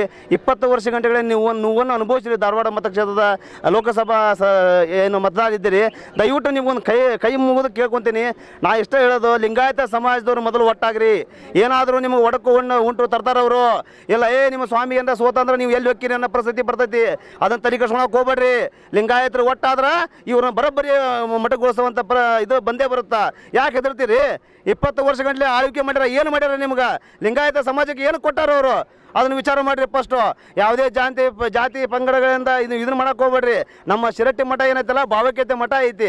ಭಾವೈಕ್ಯತೆ ಮಠಕ್ಕೆ ಹೆಸರಾದಂಥ ಶಿರಟ್ಟಿ ಮಠ ದೇಶ ಬಿಡು ಪ್ರೀತಿ ಮಾಡು ಅನ್ನೋ ಸಂಕೇತದೊಳಗೆ ನಮ್ಮ ಮಠ ಐತಿ. ದಯವಿಟ್ಟು ಅದನ್ನು ತಿಳ್ಕೊಡ್ರಿ. ಅವ್ರು ಮಾಡಿರೋಂಥ ಕಾಮಗಾರಿಗಳನ್ನು ಬಂದು ನೀವು ಬೇಕಾದ್ರೆ ಹಂಗೇನ ನಿಮ್ಗೆ ಗೊತ್ತಿಲ್ಲ ಅಂದ್ರೆ ಶಿರಟ್ಟಿಗೆ ಒಂದು ಸಲ ಬಂದು ಸುತ್ತಮುತ್ತಲು ಬಂದು ನೋಡ್ಕೊಂಡು ಹೋಗ್ರಿ. ಅವಾಗ ನಿಮ್ಗೆ ಪೂಜ್ಯರ ಬಗ್ಗೆ ಗೊತ್ತಾಗುತ್ತಾ. ದಯವಿಟ್ಟು ನೀವು ನಮ್ಮ ಧಾರವಾಡ ಲೋಕಸಭಾ ಮತದಾರ ಏನಿದಿರಲ್ಲ, ನೀವು ಅದನ್ನು ತಿಳ್ಕೊಡ್ರಿ. ನಮ್ಮ ಇದು ಪುಣ್ಯ ಐತಿ. ಯಾಕಂದ್ರೆ ನಮ್ಮ ದಿಂಗಾಲೇಶ್ವರ ಸ್ವಾಮಿಗಳೇನ ಇಲ್ಲಿ ಬಂದು ಸ್ಪರ್ಧೆ ಮಾಡ್ತೀನಿ ಅಂತಂದು ಭಕ್ತರ ಒತ್ತಾಯದ ಮೇಲೆ ನಿಂತಾರಲ್ಲ, ಆದ್ರೆ ಅದು ಪುಣ್ಯ ನಮ್ಮದು. ಗೆದ್ದೇ ಗೆಲ್ತಾರ ಅವರು. ಕೆಲವೊಂದು ಲಿಂಗಾಯತ ಮುಖಂಡರುಗಳೇ ಸ್ವಾಮೀಜಿ ಅವರನ್ನ ರಾಜಕಾರಣಕ್ಕೆ ಹೋದ್ರೆ ಮಠ ಬಿಡಿ ಅಂತಕ್ಕಂಥ ಮಾತನ್ನು ಹೇಳ್ತಾರೆ. ಅದೆಲ್ಲ ಸುಳ್ಳು. ಅದೆಲ್ಲ ನಾವು ಚರ್ಚೆ ಮಾಡಿದ್ವಿ. ನಾವು ಚರ್ಚೆ ಆಯಿತು, ನಿನ್ನೆ ತನಕ ಚರ್ಚೆ ಆಯಿತು. ಯಾರು ಏನೂ ಹೇಳಿಲ್ಲ. ಮಠದಲ್ಲಿ ನಾವೆಲ್ಲ ನಾವು ಕಮಿಟಿಯರೆಲ್ಲ ಇದ್ವಿ, ಕಮಿಟಿಯಲ್ಲಿ ಮಾತಾಡಿದ್ವಿ. ಯಾವುದೇ ಕಾರಣಕ್ಕೂ ನಮ್ಮ ಅಜ್ಜಾರು ಏನೈತಲ್ಲ ಅಲ್ಲಿ ಒತ್ತಡಕ್ಕೆ ಮಾಡೋದು, ಮತದಾರ ಒತ್ತಡಕ್ಕೆ ಮಾಡೋದು ಏನೈತಲ್ಲ, ಅವ್ರು ಸ್ಪರ್ಧೆ ಮಾಡೋದು ಅನಿವಾರ್ಯ ಐತಿ. ಅನಿವಾರ್ಯ ಅಂತ ಈಗ ಮೊದಲು ಜೋಶಿಯನ್ನು ಸೋಲಿಸ್ಬೇಕು, ಇದೇ ಉದ್ದೇಶ. ಇಲ್ಲ ಜೋಶಿ ಟಿಕೆಟ್ ಕೊಡಬೇಡ್ರಿ ಅಂತ ಹೇಳ್ತೀವಿ ನಾವು. ಜೋಶಿಗೆ ಟಿಕೆಟ್ ಕೊಡಬೇಡ್ರಿ. ಇಲ್ಲ ಈಗೂ ಟೈಮ್ ಐತಿ, ಜೋಶಿ ಸರಿಸ್ರಿ. ನಮ್ಮ ಅಜ್ಜಾರ ಆರಾಮಾಗಿ ಸರಿಸ್ತಾರ. ಒಬ್ಬ ಕಡೆ ಬಡವನ್ನ MP ಮಾಡಿ ತೋರ್ಸೋನು, ಅದನ್ನು ಹೇಳ್ತಾರೆ. ಅದು ಇಲ್ಲ ಅಂತಂದ್ರೆ ಅದನ್ನು ಬಿಟ್ಟು ನೀವು ಜೋಶಿ ನಂದ ಸರ್ವಾಧಿಕಾರ, ನಂದ ಎಲ್ಲ ಐತಿ ಅಂತಂದ್ರೆ ಮುಂದೆ ನಮ್ಮ ಅಜ್ಜಾರ ತಕ್ಕ ಪಾಠ ಕಲಿಸ್ತಾರ, ಮತದಾರ ತಕ್ಕ ಪಾಠ ಕಲಿಸ್ತಾರ ಅಂತ ಹೇಳ್ತಾನೆ ನಾನು. ಇನ್ನೊಂದು ಬಾರಿ ಕೇಳ್ಕೊಳೋದು ಇಷ್ಟ, ಲಿಂಗಾಯತ ಸಮಾಜದವರು ಒಟ್ಟಾಗ್ರಿ. ದಯವಿಟ್ಟು ನಾಳೆ ನೀವೇನಾದರೂ ತಪ್ಪು ಮಾಡಿದ್ರೆ ಇದು ನಾಳೆ ನೀವು ಅನುಭವಿಸ್ಬೇಕಾಕತಿ.